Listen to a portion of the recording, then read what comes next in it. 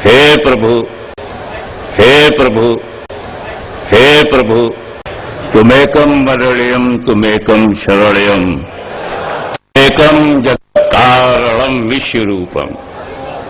वो इसकी रचना करने वाला, हम सबका रचयिता। हे प्रभु आनंद, हे प्रभु आनंद दाता, ज्ञान हमको दीजिए। हे प्रभु, हे प्रभु, हे प्रभु आनंद दाता, ज्ञान हमको दीजिए। स्वामी जी बैठे हुए पूरा भारत का इतिहास बताएंगे। 900 साल से चादर चल रही है और ये 70 साल से इनकार हो रहा।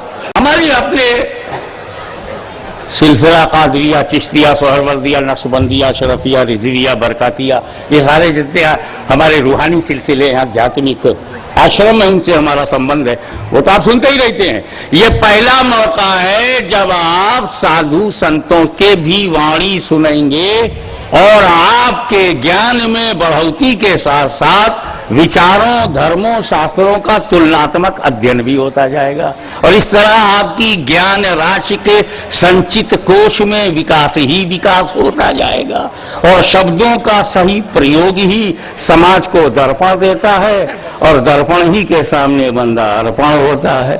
इसलिए आपसे मेरी प्रार्थना है, बैठ गए हो तो ईमानदारी से बैठो और संतों की